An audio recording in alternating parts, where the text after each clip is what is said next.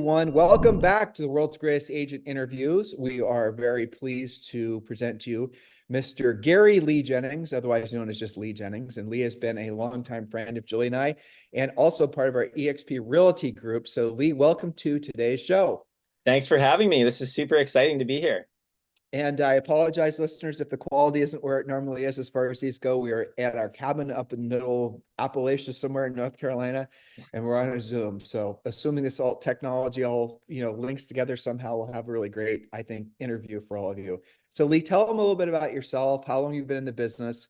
You've not only were a successful agent, but you've also been a real estate coach. You're also a great sponsor for Agency EXP. So give them some background. Yeah, so I originally got licensed initially all the way back in 2005 and fell into the wormhole of property management, which I sort of sometimes now regret, but I ended up managing like 1,400 doors in like 2 different states, and then pivoted back in 2018, sold those companies, and I've been selling real estate exclusively, just selling real estate for like the last probably 5 years now. And I kind of owe everything to the business, to be honest with you. It's what's enabled me to accomplish really everything in my life that I have. So a lot of people start out with property management and they think it's the easy button, and it's absolutely not the easy button, but it's still something that maybe it's best suited depending on the agent. So how would you, like you said, you kind of regret it, but kind of don't regret it. Can you drill down a little bit on that? I mean, I think that like it has given me now as an agent, like a full-time, mostly listing agent, it's given me a kind of a platform to work from. Like I know every side of the business. Like I was a title rep before I was a property manager. I was also a loan officer for a while. So like there's really I've had all the jobs in the business. I've had every job. And so I can sometimes anticipate things in transactions that other people, even other agents, aren't anticipating, which is really helpful. And I can sometimes just like tell the other agent on the other end of a transaction, like, here's what's about to happen. And then like 5 days later it happens. And I'm like, see, I told you. So are you a solo agent or a team? I'm a solo agent. Yeah, I'm a solo agent. I just have a transaction coordinator. It's just me, and I like it that way. I mean, when I was in property management, I had, 7 or 8 employees, and I just didn't want to go back to that. And so I enjoy just being a solo agent. It gives me a lot of freedom, and I'm primarily going after listings. There you go. It's interesting. There's a big they're almost like these big macro trends. In the 90s, there was a lot of movement towards forming teams, and then it was forming small teams, and then it was these megalithic, huge, massive teams. And now It seems like things are starting to, compress a little bit. And it's because agents are realizing that when you basically build a team, you no longer have to work with buyers and sellers. But guess what you have to work with now? You have to basically run an adult daycare in some cases called a team. Right. The work to run a team, it's an acquired skill. You can certainly learn it, but it's actually in many cases, depending on the makeup of the team, more work than actually working with buyers and sellers yourself. Did I encapsulate that fairly well? Oh, completely. Well, and you did a podcast back in I think it was like fall of 2019. It was either 2019 or 2020 that I listened to. And I was like, this guy knows what's up. Like you were talking in this podcast extensively about teams. And I was like, Tim is nailing right now why I don't want to do a team. Because the other piece of it too, that you touch on extensively in that podcast, is that it's actually pretty challenging to make a team be really profitable. And that's the thing that just like keeps me up at night when I think about bringing agents on and running this giant team. Is like, I know a lot of team owners who are actually like writing checks back to their team. And I'm like, I don't want to be that guy. Well, let's drill down on that. Okay. So that was 5 or 6 years ago. And that was 5 or 6 years ago when there wasn't as much compression.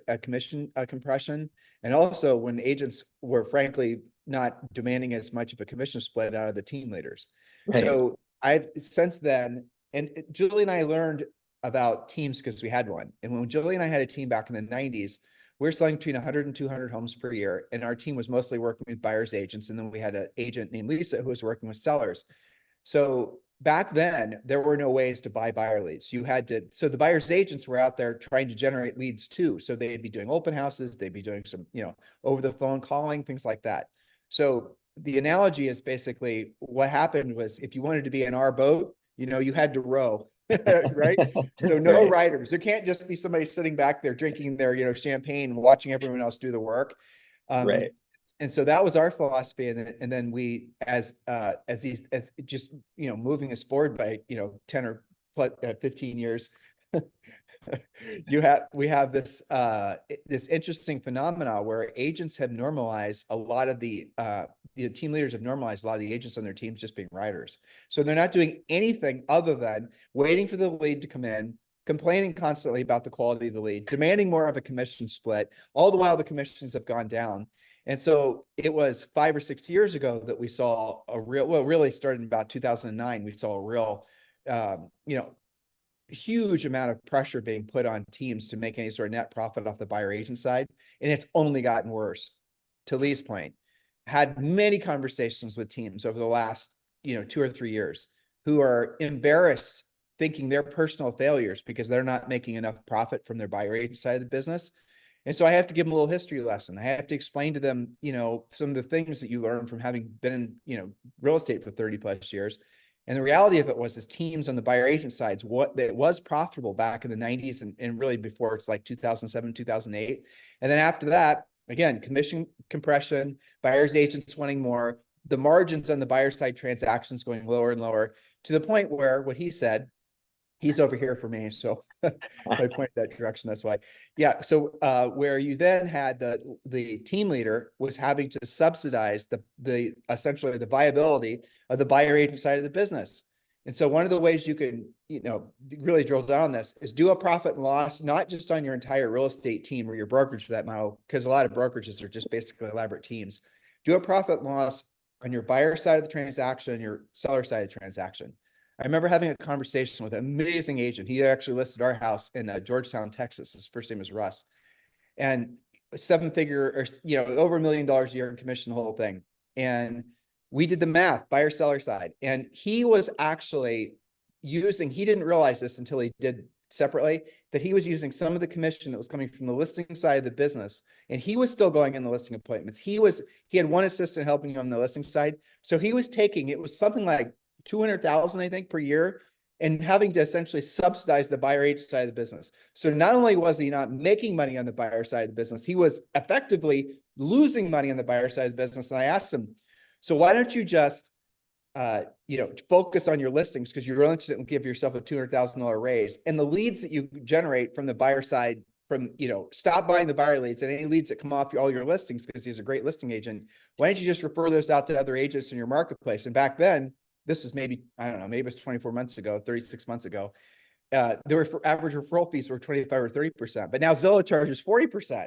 So yeah, the moral of the story is that when you are thinking about how to be relevant and how to be incredibly powerful in this new market, this new everything that's happening so fast, especially with AI, you got to be thinking in terms of what your net profit's going to be. So sorry, Lee, you got me on my soapbox. Or No, I love this because this is I mean, this you like nail it. And it's sort of like looking rich versus being rich. A lot of agents want to have like this giant team of 20 people around them who are like rah-rahing them and saying like how great they are. And meanwhile, they're subsidizing that entire team by their own personal production. And I'm like, why would I do that? Why don't I mean, I just went out and I took a $1.7 million FSBO listing in the last like 24. Nice. Yeah.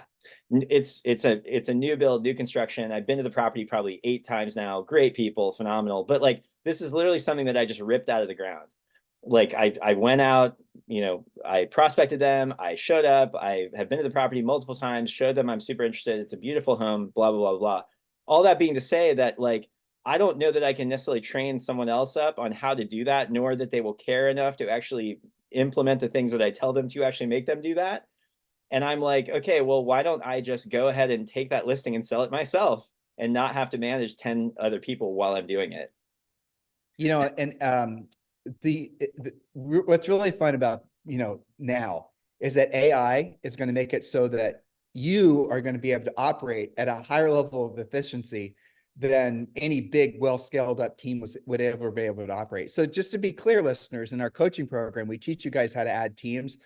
We teach how to add staff, but the nature of the conversation is going to be flipped than how most agents think, because the product from your business, do you know this one, Lee? Profit.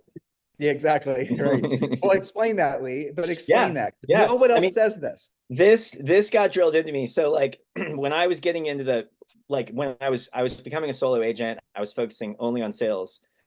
I was like, I mean, in my view, the real estate sales business is arbitrage, because you are trying to figure out, like, how much money do I need to put into a particular listing to, make the most profit out of it. And I think a lot of agents just simply aren't thinking that way. They're so excited to have a listing that, like, they're just like shocked that they even got it or whatever. And it's like, I want to provide great service, obviously, but I always have to be looking at, okay, what am I putting in versus what am I getting out? And if that equation goes wrong, then why are we even doing this? Like, I love selling homes, but I don't do it for my health.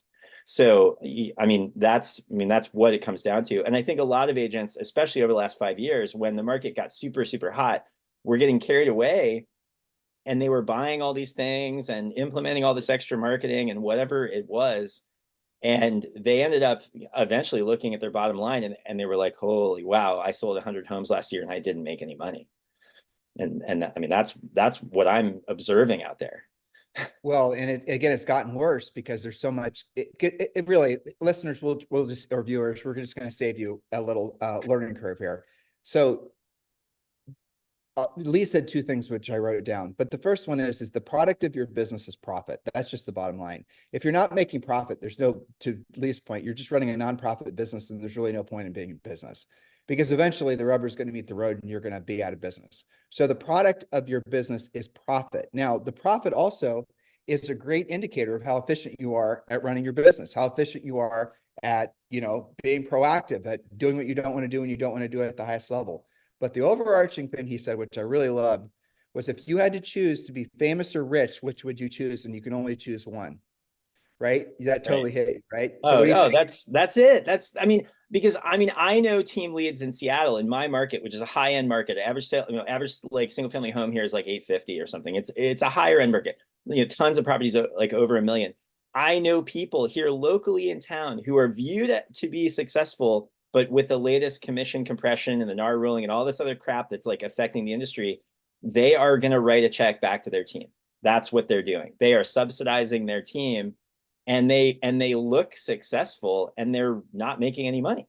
I mean, that's what it comes down to. It does. And so again, how do I express this and not like seem overly, critical? I'll just say what I'm thinking. How about that?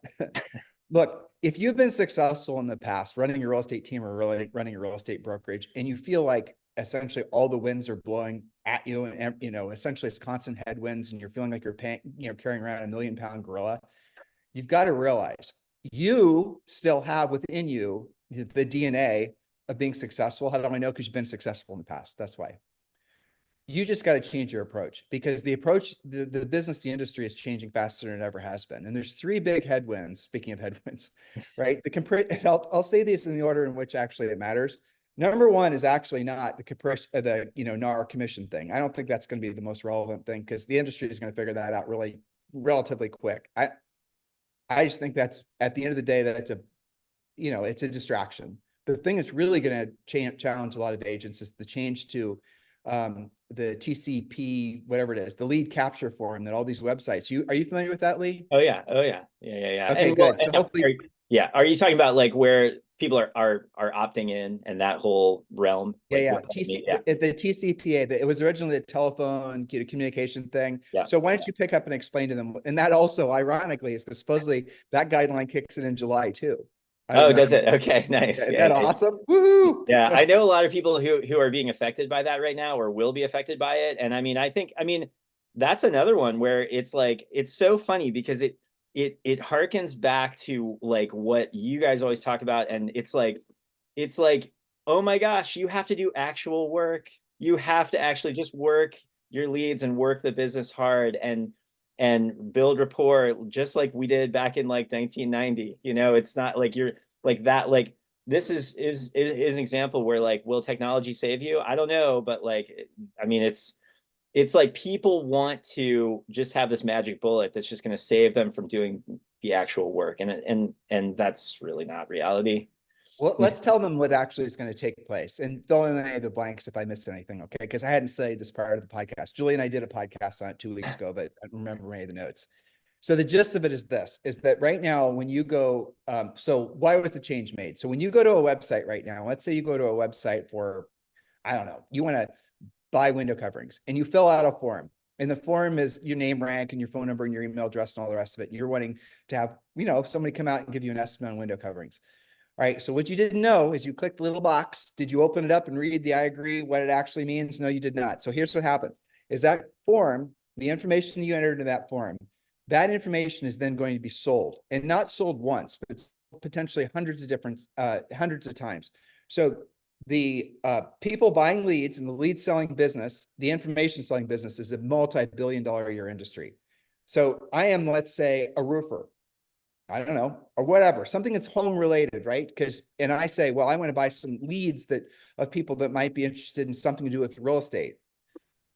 This person filled out information requesting on window coverings. Maybe they're interested in wallpaper. Maybe they're interested in carpet or kitchen remodels or whatever. So now you have the window covering person calling you, and then you have all the other people, and that information, your information is sold over and over and over again.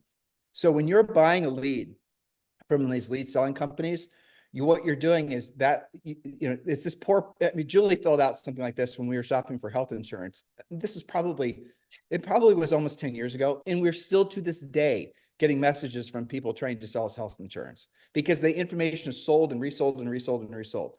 Well, I think it was the FTC said enough was enough. And they have mandated that all companies, and not just real estate, but all companies that have lead capture on their websites, that their intent is to use it, or they're going to resell it, right? So if you're an individual agent and that you're not reselling that data, then this doesn't really apply to you, from what I understand. Not an attorney, check yourself. And by the way, errors and omissions insurance won't cover you on this if you screw this up, big brokerages. So remember, I told you this. And if that information then is being resold, if it's being sold, if it's just Lee Jennings website, only Lee's calling you back. If it's a brokerage website or a team website, and there's 10 different people that lead's going to be sold to, you might have a problem. If you're buying your leads from a big portal, and they're then selling that lead to multiple different agents or even multiple different industries, here's what the change is going to happen. I'm going to go to the website. I'm going to be interested in having some window coverings made for my cabin here. I'm going to fill out the form. And then the website is going to then, when I put in the information, it's then going to give me, there's going to be another submenu that opens up. And I have to tell the website who specifically I want that information shared with. I have to decide if it's being shared with more than one person, who it's being shared with. So the whole lead selling industry and cutting it up and selling the leads to more and more people, that industry is essentially eviscerated. So if you're an agent and you've only been buying buyer leads, which is unfortunately a lot of the industry, because most agents since 2007, when Zillow started selling buyer leads, new agents get into the business. What are people telling them? Go buy buyer leads. That whole business is going to be under a lot of pressure. Now, how are these lead selling companies, how are they going to counteract this? They're only going to sell the leads to, they will still have they'll have the pull down menu. Now, again, this might not be how it actually all evolves come July, but this is how it's mostly going to look. And you're going to have 3 different names. And those 3 different names, that consumer's going to have to choose which one they want to sell that lead to. They're probably also going to have little profiles on that person. The cost of that lead to be one of those 3 people that consumer can potentially choose from when asking for information on that house is going to be extraordinarily expensive. Mm-hmm. Now, you would think that leads from, say, for example, if you're a Zillow Flex agent, you're already paying 40%. The party's just getting started, guys. So buying buyer leads is going to become so stinking expensive that I don't see how it's even viable anymore, which goes back to what Lee also said. You got to learn to do what you don't want to do when you don't want to do it at the highest level. You're going to have to learn how to. So what are you doing to lead generate? Yeah, I mean, so that's why, like, when I got back in the business in earnest in 2019, I never even considered buying buyer leads. Like, all I do is I mean, I literally, and it's so funny, like, I tell other people about my business and they're like, I can't believe, but I mean, I just prospect expireds, for sale by owners, canceled, withdrawns. That's my business. And I do like crazy things. Like, I'll call someone out and ask them if I can go see their house, and I'll walk through it with them, and then I'll try to earn their business. And that's what I do to get my business. And then from those, I end up getting buyer leads anyway. And I really would rather work listings because there's just more leverage that way. And so maybe I'm kind of old fashioned, but that's what I do. And when I need more business, I just make more calls. Like shockingly enough, I read this book. It's the greatest sales book ever written. It's called Go for No. I don't know if you've ever heard of that book, but basically I'm sure you have, but I mean, it's you, if you want to succeed more, you have to fail more. And so I just fail as much as possible. And then that's how I get in front of these people. Like in the last week, I've signed a $1.7 million listing, an $840,000 listing, and a $1.2 million listing. The 840, I have never met those people. They live in Arizona. The guy, it's a rental property for them up here in Washington State. The guy literally, I sent him the listing contract and he signed it on like Authentisign, which is our online signature program, and then mailed me keys to his house and was like, here you go. I've never met him. I've talked to him on the phone probably like 4 times. That's who I'm trying to work with. And then I know that I'll end up with buyer deals because I will just by default. Because that's just how the business works. When I heard you just express what you were saying, I want to celebrate you for not making the mistakes that so many agents that are making, but also maybe you've put some thought into this that I haven't. Why are agents like, we're surrounded with opportunities of people that want to buy or sell with us now, right? You said expireds or for sale by owners, notice defaults. I mean, there's dozens and dozens of different sources of listings. So he said 2 things, listeners, viewers. Number 1, focus on listings. Number 2, there's an abundance of sellers all the time, no matter what market you're in, any place in the United States and probably the world. So why do agents, Lee, this is a question for you. Why do agents spend so much money on branding, on marketing, on advertising, on social media, on buying moving trucks, on building, different widgets and wadgets when they're looking for a seller lead, when seller leads are so abundant everywhere you go, in every market at all times? Explain to me what's actually happening there. I think it's just because they don't want to do the actual work. Like people are so afraid of going after cold leads that they're willing to like do anything to find a warmer lead. And it's like, it's crazy to me. Like I've never approached the business that way. Like I just like and not to mention that like I have been around other teams and I have other friends in the business who buyer leads, tons of them. Market Leader, Zillow, there's so many companies out there that sell these to you and they're crazy expensive, just like you're saying. And I've seen what they do. And the reality is the leads are not better. Like I go into my dialer and I call for sale by owners, expireds, withdrawals, cancels, all these different lead types that are all seller focused. They're all sellers. And then I watch other people like with companies like Market Leader, where like they'll be calling the buyer leads that Market Leader is providing for them. And it's the same conversation. And yet they're paying hundreds of dollars per lead to have the same conversation and still have to overcome the same objections and obstacles that I am.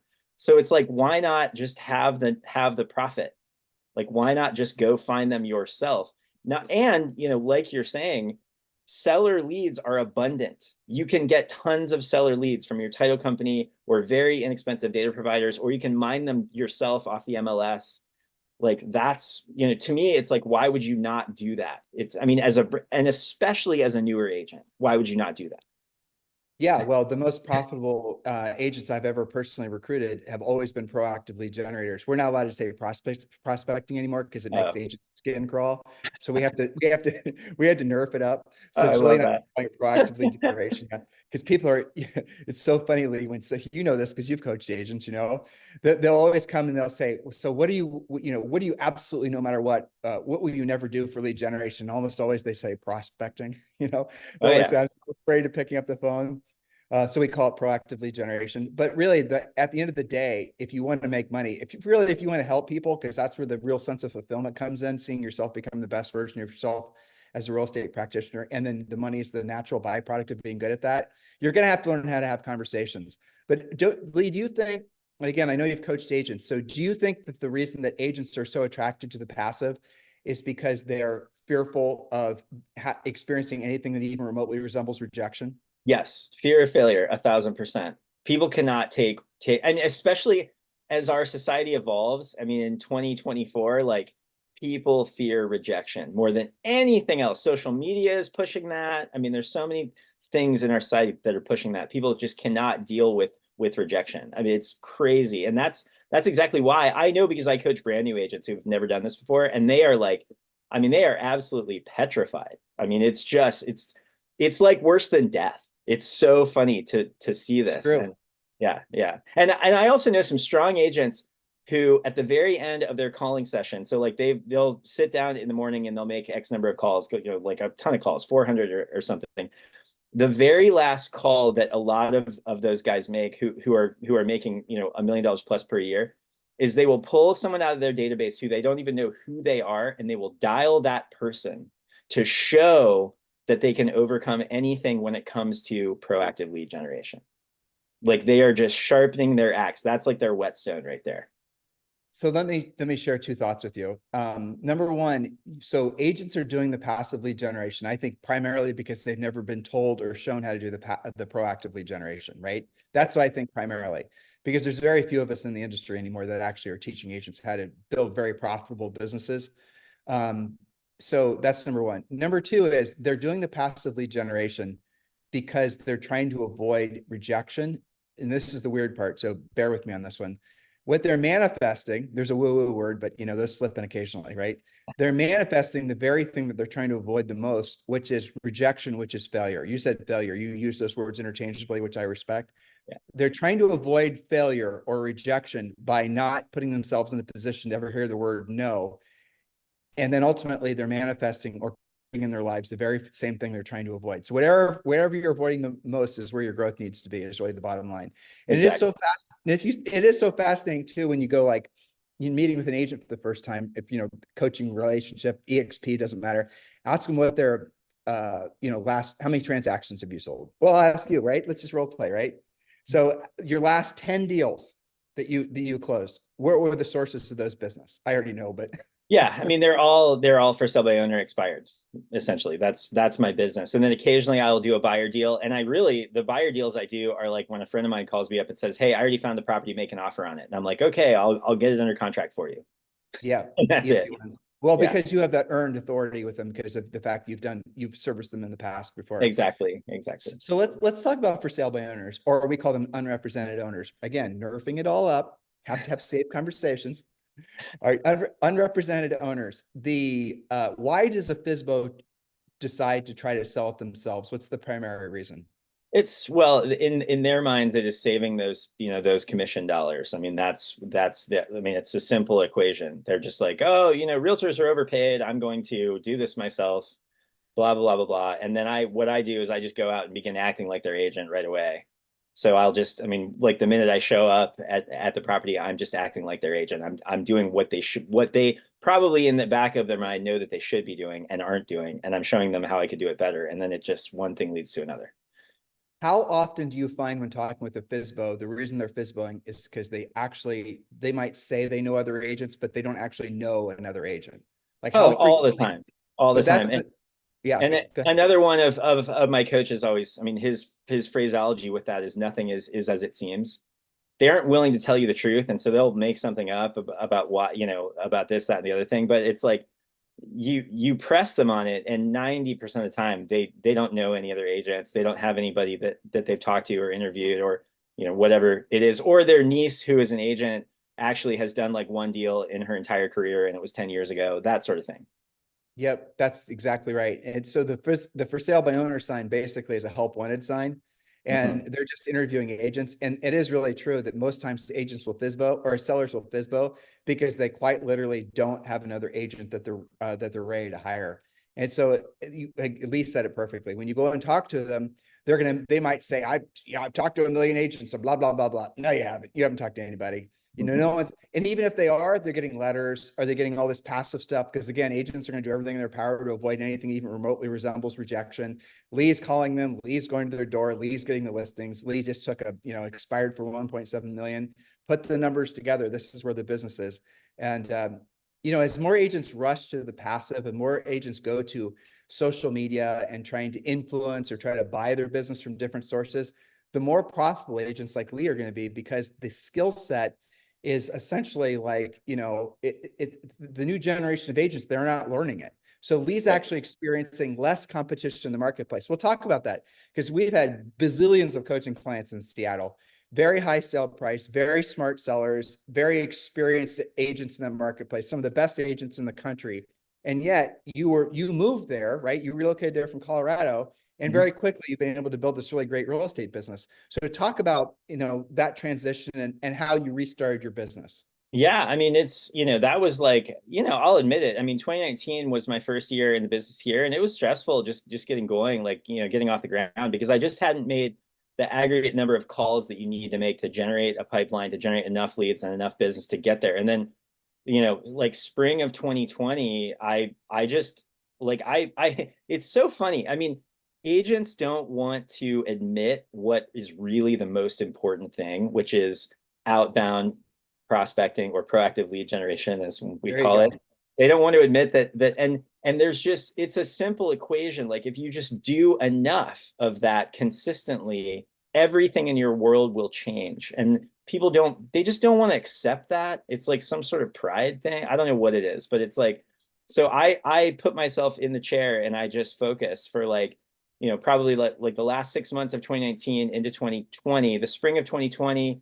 In 2.5 months, I made $97,000 in 2.5 months, all from listings.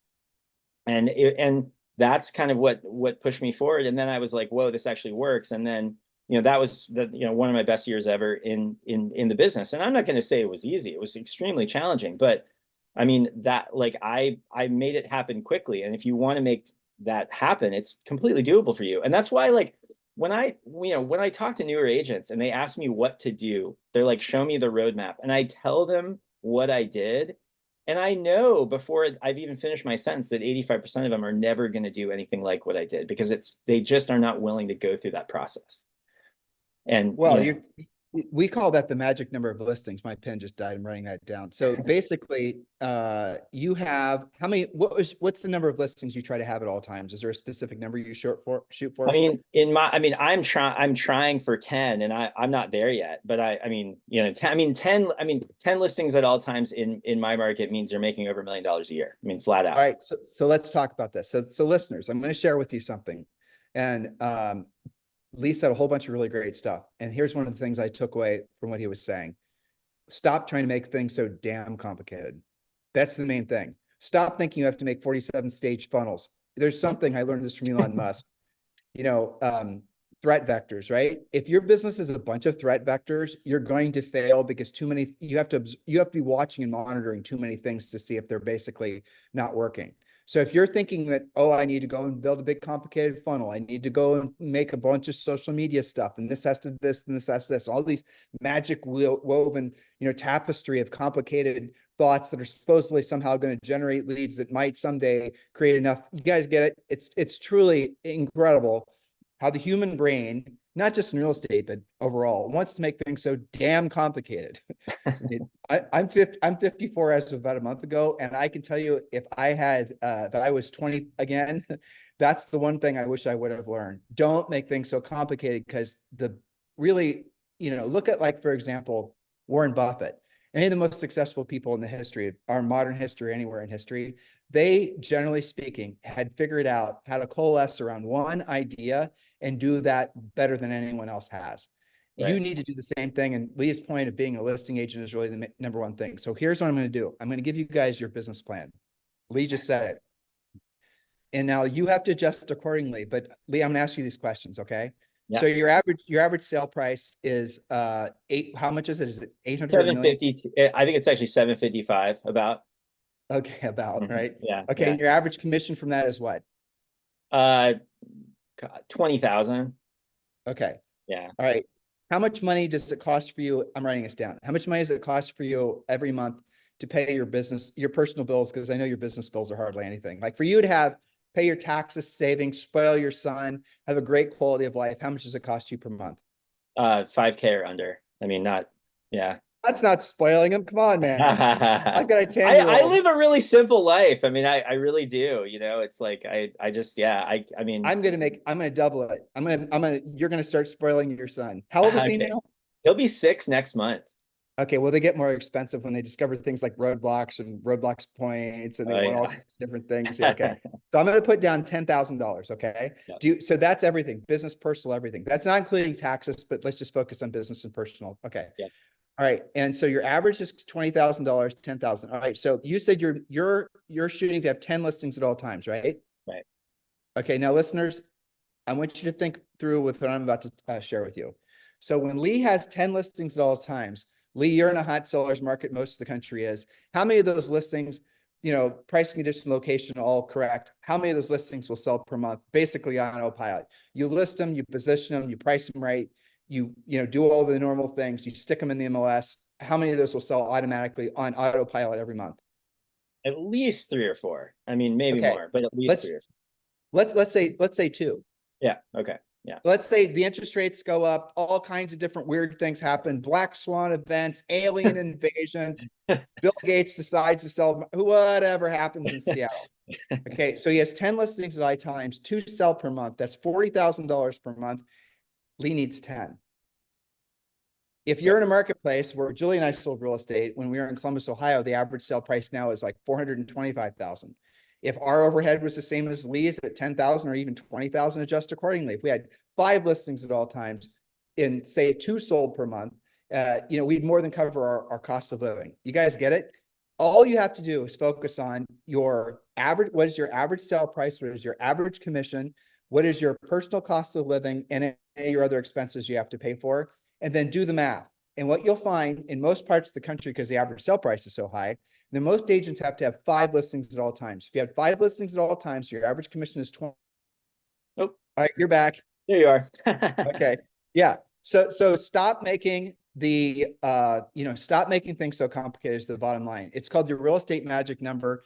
It's the magic number of listings you need at all times to meet or exceed your financial goals and expectations, and just focus on being a powerful listing agent. Lee, so a new agent, you mentioned new agents. When a new agent gets their license, do they have to wait to be ordained so that they're somehow magically ready to start taking listings? Does that happen? Can an agent start taking listings right out of the gates? I've never been to an ordination ceremony. I've never, yeah, I've never been to one. No, I mean, that's the other thing that just boggles my mind is there's this idea in the business that you have to like do some buyer transactions or represent buyers before you can go list. And I've never understood that. Like, why would you do that? I mean, on any level, because you have to buy buyer leads. The chances, I mean, and as you have said, it's like no one actually has to buy, but a lot of people do actually have to sell. So it's like, why not just go after listings right away? You can, and I mean, like, to be honest with you, with the amount of prospecting that I do, I don't even have to do my listing presentation very much because people just give me their listing. Like because I'm so proactive and I'm so like focused on serving them that they will just give me a listing. Like I didn't do my listing presentation for that one that I just told you about. He simply just mailed me the keys and signed the listing agreement. That was it. Yeah, So but so I'm going to coach you a little bit on this one. You should know this too, Mr. Coach, is that when you don't if you're not taking a consistent approach to every one of your sellers, that's sometimes when the train comes off the tracks because you didn't set the expectations of how things work. So, oh, exactly. Yeah. Even if it's your mama, always have Right. the same exact process every single time with every single seller. Yeah. That way, you told them about this and you told them about that. Don't skip steps. Yeah. So make sure you Covering make it all up for that. that guy. Exactly. Yeah. Yeah. So you joined EXP Realty. Why was it that you chose to be with EXP? Because you were obviously with other brokerages first. Why EXP? Yeah, I mean, I mean, originally I was with Remax way back in like 2005 and 6, and then I went into property management, and then I was with Century 21 when I first moved back to Seattle because I just needed like somewhere to hang my license, and then it was hilarious. My first, I think it was either my first or second close. I think it was my second closed transaction with Century 21. This is back in 2019, summer of 2019. It was my first listing taken in Washington State, which I was excited about that. Take a listing, it's a condo listing, very desirable, get it sold. And I get paid. So my commission check comes in, I get paid, and I'm like looking at the commission check breakdown, and they give you this printout, like this report of like, here's the total commission and here are all the deductions out of the commission. And this thing like gets dropped in my little cubby box at my Century 21 office. And I take that thing and I bring it to one of our like sales meetings. We had like a Wednesday morning meeting for all that they would encourage all the agents to attend. And we would talk about like legal things and, your typical like meeting for all the agents in that office. And I'll never forget it. But one of the managers in that office told me not to bring my commission thing, my little paper, into the meeting because he didn't want other people to see it. And I did the math, and like on that one deal, I think I only netted like 50 or like 48% of my total commission because that, like, as a new agent, that was my split with all the other franchise and whatever junk fees they had. And like that got my wheels turning. And I was like, okay, this is crazy. Like it was like a 11 or $12,000 commission. It was a condo. It was like, I think the price was like 400 or something. And so I do that, and I go through that process, and I immediately jumped over to Keller Williams, who has amazing training. And then I went through it again. I mean, I capped at Keller Williams like my first year. And then I was like, well, and then I get introduced to my sponsor, Rick, who I'm now great friends with. And then, as Rick often says, you can't unsee it. Once you see EXP, you can't unsee it. And I mean, I love that it was such a level playing field. Everyone has the same, breakdown, all of that. And then I started to see the other aspects, like the revenue share and the stock and the ownership and the collaboration and all these other things. And then I started testing it out, because I was like, okay, when I have an issue, what's going to happen? Like if I have to call my broker or whatever. That's the other thing I've been astounded by at EXP, is that when, like, I was so concerned because I had a close relationship with my broker in my office at KW. So if something went south, I would talk to her, and she was fantastic, but she wasn't always available. At EXP, like when I've had issues come up, I hop into the world, and I have like a live body in front of me who can fix it like in minutes, with like 24/7, which is incredible, which is also incredible. So that's kind of the progression. And like now I can't believe that it took me as long as it did to get here. And so yeah, I mean, I don't, and for a newer agent, I mean, that's the other thing that just floors me about it, is for a brand new agent, like what I tell people is, when you're new in the business and you don't have as many listings or buyer deals coming in, your net is more important than ever. Like if you're gonna get a $20,000 commission check, how much of that do you want to be able to use to implement in your future business? Just ask yourself that, new agent. They're not thinking that way yet. They're like, they're like, oh my gosh, I made a sale, I'm so excited. And they're not thinking about what they need to be doing moving forward, and how that profit is going to help them. And I'm like, okay, you have to reframe that. And so that's, for all these reasons, that's why I like moving to EXP was kind of a no-brainer. You mentioned revenue share, and it is kind of astonishing. I mean, Julie and I have been married for 33 years this year. We've been buying rental properties, and a lot of them are paid off. We have dozens of rental properties. The amount of money we make from revenue share every month after being with EXP since 2019 is like 3 or 4x the profit we make from all of our rental properties. Because I mean, think about it. If you wanted to create passive income in your life, how are you going to do it? As a real estate agent, how are you gonna do it? I mean, I promise this because you're a property manager. It ain't rental properties, because you might have a property manager, but you're gonna have to manage your property manager. And those properties are all, I mean, it's becoming, in some cities, it's so onerous to try to, squatters' rights and all this other stuff that's happening. Property taxes are going up. So the thesis behind buying rental properties is really, especially with the higher interest rates. I mean, it's not like it was. They're not saying don't buy rental properties, but what I am saying is, if you have a real estate license, EXP revenue share really is the eighth wonder of the world. And if you're not fully exploiting it, you're really missing something that the future version of you is going to regret. Well, if you think rental properties are passive, you've probably never done it. Yeah, exactly. I mean, yeah, for sure. I mean, we have managers for our manager. We have managers for some of our rental properties, and like I said, you're still having managers. But other than that, here's your other option. This is the reason most agents never retire, guys. It's because it is, even with a good sale price, even in a great market, even if you're making lots of money, you're going to have taxes, you're going to have all these other expenses, you're going to have cost of living things. And to be able to save enough money consistently over a long period of time so that money compounds for you, it's very difficult. So that's the reason that you'll see a lot of agents in their 60s and 70s that are still selling real estate, because of the fact that they have had great years, maybe even 10 great years. And we're going through this now. And then now it's followed by 3 or 4 bad years. And the financial advancement they got, the savings and the this is and the other things that they've been able to pay for. Now those things are, they're having to spend that money just to maintain their lifestyle. And if they've got a big unprofitable team, there's a lot of teams out there that, in brokerages, frankly, a lot of brokerages that have been holding on, waiting for the clouds to clear, waiting for interest rates to fall, waiting for this, waiting for that, waiting for the other thing. All the while, what are they doing? They're burning away their personal savings. They're burning away their future financial security. I mean, we're in one of those transition periods. We've been in these periods many, many times before. It's, you'll get through it. Everybody will be fine, but do yourself a favor. Don't wait. And the next natural step for every agent, broker, individual agent, doesn't matter, team, is you've got to do yourself a favor of fully exploiting and exploring eXp Realty. When you do, there is pretty much zero chance. I don't care if you're a luxury agent or if you're a new agent or if you're a seasoned agent, there's pretty much zero chance. You're not going to say like, what? Well, I don't know. Well, How and can it be good? it all made sense to me so quickly, and I'll tell a quick story. So when I was an agent during the crash, during the 2008 debacle. Like I had my Mhm. license then, and I wasn't really doing much production. I was only doing management, which actually ended up being a good thing at the time. But I saw what other people were going through. I had a friend in Denver who was a Remax agent, who was a broker owner, who owned, I think it was like 5 commercial buildings, all of which were Remax branded. It was his Remax offices. He had offices all over the Denver region. He had like, hundreds and hundreds of agents under him. And I saw what happened to him during that whole crap storm that we all went through. And he ended up losing all of them. I mean, he had, I think he had, whatever it was, $4 million in commercial loans on all these buildings that he had bought to house all these agents that now were numbers were dwindling and all that sort of thing.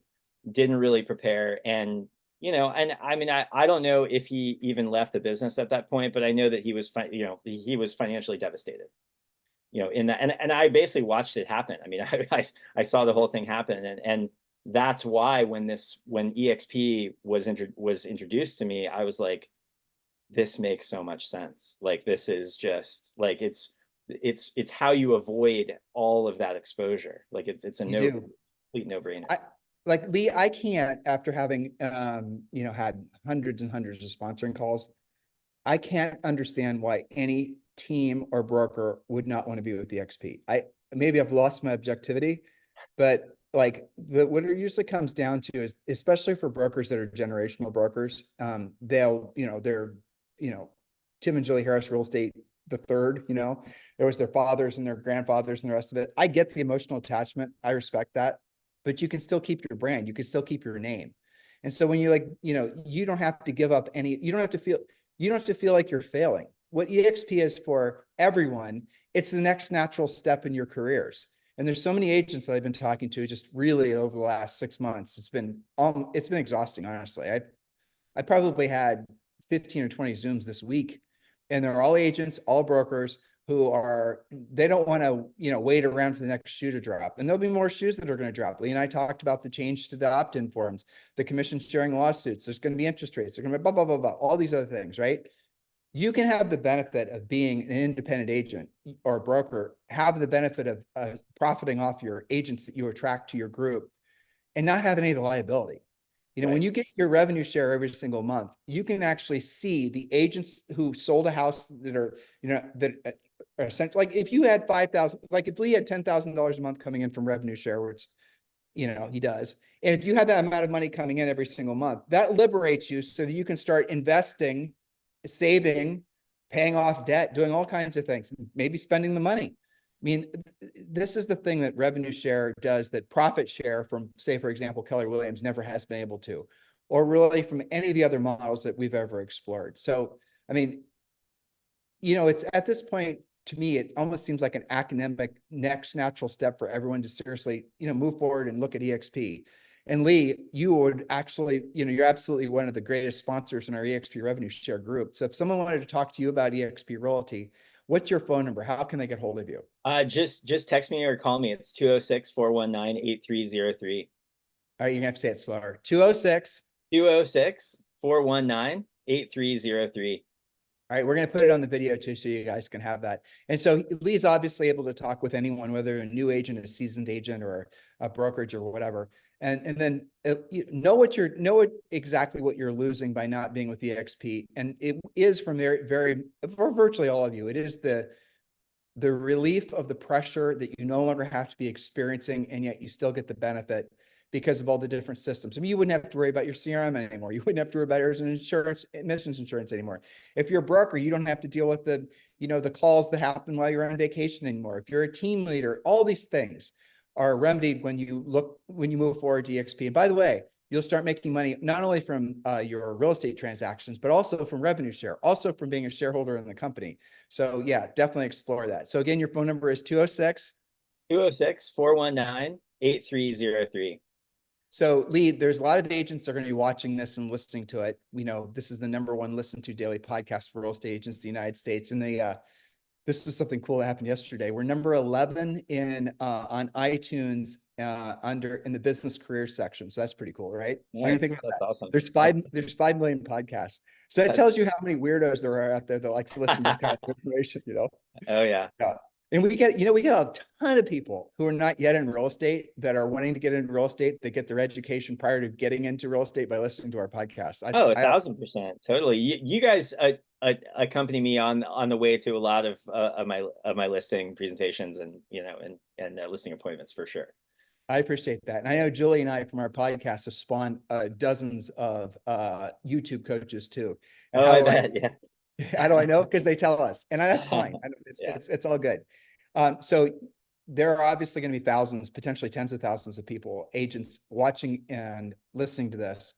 And a lot of them are going to feel like I know I have in me to be the best version of myself, real estate practitioner. I want to accomplish great things in my life, but I'm just feeling a little bit misdirected, or I'm just all this information. I go to Facebook, agents are saying this. I go to my broker, they're saying this, all this mixed information. How do I actually get myself focused on the North Star? What would you tell them? I mean, that's the thing is like I have conversations with newer agents like that fairly often, and it's kind of like that conversation that we were just talking about, where I mean, it's so simple. I can tell them what they need to do.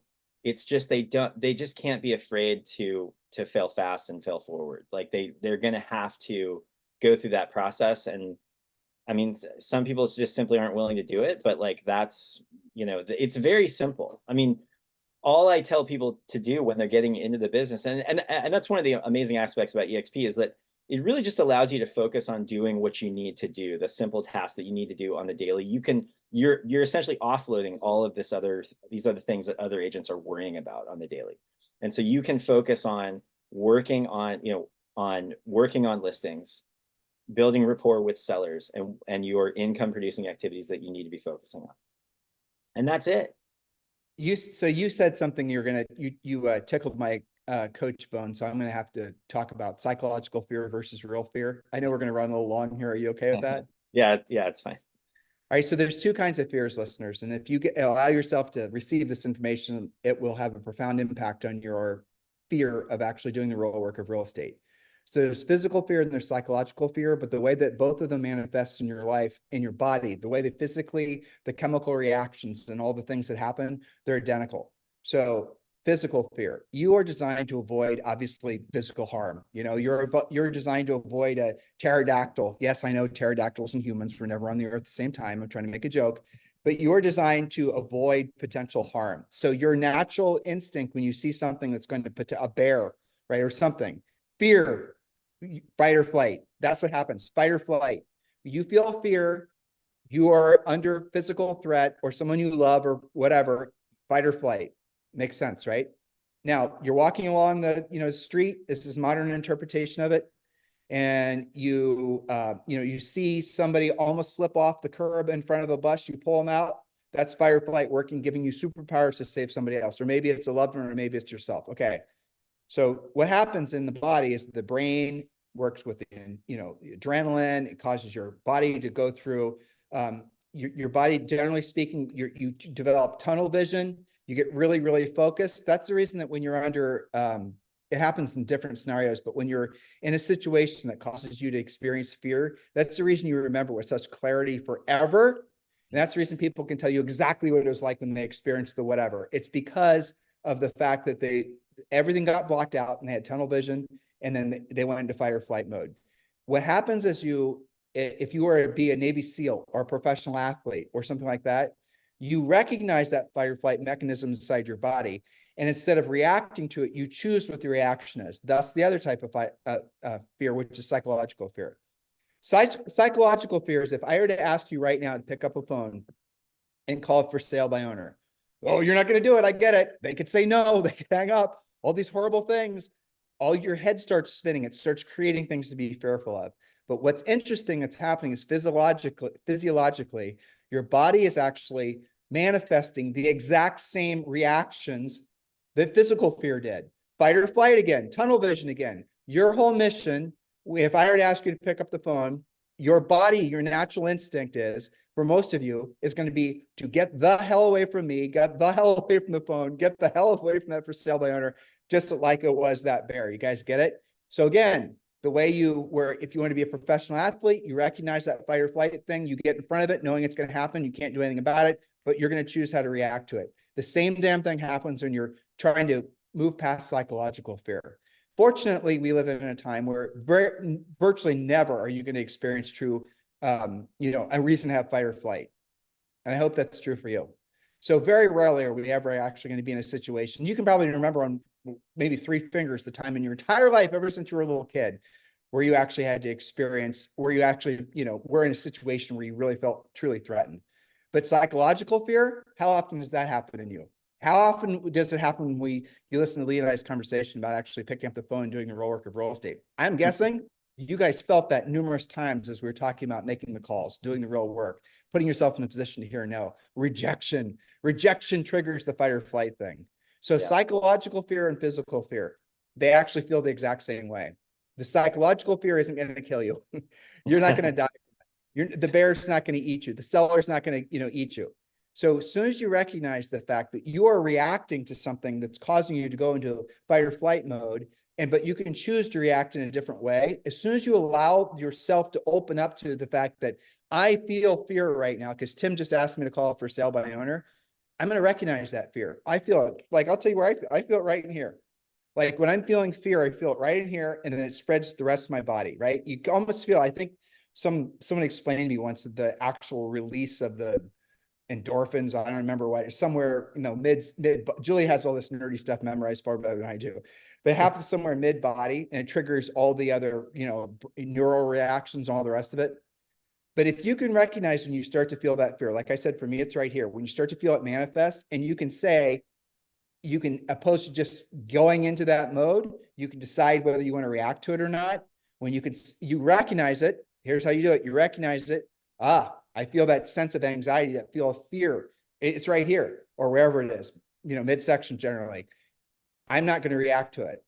Now, and here's the way I've coached agents around that. First of all, you have to recognize the fact that it's a choice. So if it's a choice, you can choose not to react to it. And then put a big old sign somewhere where you can see when you're calling people or you're doing any kind of work, I'm here to serve you. Because here's what happens when you're focusing on the other person, because what the fight or flight mechanism is causing you to do, obviously, is you're wanting to save yourself. So you're just focusing on yourself. But if I'm calling Lee and I'm trying to help solve the problem of why his listing expired, and I'm calling him, and my first reaction is someone who's never prospected before, is fear, fear, fear. But that's me focusing on me, right? But if I'm focusing on Lee, I'm thinking to myself, how can I help this guy? Even if he's cranky, the crankier the FSBO or the crankier that anybody is when you're calling them, I got great news for you, the more motivated they are. Because if they weren't motivated, they themselves, like when an expired listing expires or something like that, it's because they feel rejected. They feel hurt. The market rejected them. It rejected their house. Maybe it's something that they love. So if you understand where they're coming from and you think about them, I'm here to be of service to you. Well, I mean, I've been in the business long enough where I've gotten to the point where like my dialing, like my proactive lead generation efforts, my outbound is my happy, safe place. And I think you have to, like, eventually you will graduate to that, where you know that's the one thing that you can do in your business that's the most transformational, growth oriented thing that you can do. It's where you need to be. You don't have to wonder, like, am I doing the right thing? You know that being in that seat is where you need to be. Because you can control it. Exactly. You can control your effort, and with skill, you can control your results. Right. None of the other things that you do for lead generation in real estate can you control. You cannot tell me you can control whether a direct mail campaign is going to work. Right. You cannot tell me whether a social media campaign is going to work, but you can control picking up the phone, calling expireds. You can control what you're going to say, how you're going to say it. You're going to suck at first. Good. Suck at first. You know, you'll get better if you keep doing it. You can control if you're going to keep doing it. Oh You yeah. can control if you're going to pre-qualify. You can control what you're going to do in that listing appointment. What he just said, again, he's over here for me, he might be smart, but what he just said is the magic. That goes back to the magic number. That goes back to the question I asked all of you guys earlier that I think this fun conversation has triggered. You know, so thank you, Lee, for participating at a high level. I really appreciate it. Thanks for having me. Why make things so damn complicated? Explain it to me, dear listener or dear viewer. Why make things so complicated? It doesn't have to be. It can be very, very simple. He just explained it to you. I just explained to you. Oh, now your brain is going popping off different directions. You know what that is? It's you reacting to the fear. Creative avoidance. Right. Well, just straight up fear. I don't want to pick up the phone because I don't want to feel that feeling. I am designed to avoid that feeling of getting rejected because the rejection feels like the bear's about to eat me. You guys get it? Right. You're going to have to all work on this individually because the reality of it is on the other side of these thoughts, like he just said, it's a happy place now. There you go. And I totally understand that. I mean, but it does give you a sense of calm in a crazy world, knowing that you can pick up the phone, you can actually call expireds. How often does an expired or anybody really say anything different? They always say the same damn thing at the same damn time, don't they? Right. Well, and when I take an expired listing, like I feel like a sorcerer. I'm like, I went out and created this myself. It's like pure, it's like this magic, and I'll, you know, it never gets old. And it's like, and a lot of times it's much simpler than people want to make it out to be. I mean, like I've had calls with unrepresented sellers where I have called them, gone out to the property. They literally were just dying for someone to actually show up, and they just basically signed the contract right there. And I'm like, I didn't really show any skill. I just made the call. And a lot of people just simply won't make the call. They won't even go, they won't even bother to like try. And so, you know, I just showed up. I mean, that's But it's not just a call. I mean, it's not just a call. It's knowing what to say. It's knowing how to say it. correct. It's, Yeah. you know, it's following. I mean, again, Lee, another word we had to, you know, nerf up was script. We don't call them scripts. We call them conversation outlines. Oh, I like it. Because how often have you had an agent say to you, I am never going to use a script. I hate scripts. Right. They're not me saying what, okay, good. We're going to call it a conversation outline. Are you okay with that? Yes, I am. Perfect. So here's your script. Yeah. Even the fact that all of the best agents that I know do, you know, role play and script practice prior to, you know, making their calls every day, including myself. Yeah, of course. All right. So Lee, anything else you'd like to say to these guys as I try again to wrap it up? Don't say anything else. I don't think so, but thank you so much for letting me do this. I always love talking to you, Tim. Yeah, same, Lee. You're great. And I really sincerely appreciate you being part of our EXP Royalty family. So listeners, many of you are looking for sponsors. When you choose Lee as your sponsor, you're also getting Julie and I as well. So do consider that. And Lee, if they wanted to text you or call you, the number is 206-419-8303. All right, fantastic. Listeners, have a great day. We're going to be doing, I think, another 20 of these interviews this year. So make sure you like and subscribe if you're over on YouTube, and obviously, you know, share the word. I mean, be very enthusiastic, be very motivated, be optimistic about your future in real estate. You are smart enough to get a real estate license. Now be smart enough to take the next natural step and make yourself successful as a real estate agent. Have a fantastic day, and thank you for listening or watching. Thanks, Tim. See you, Lee.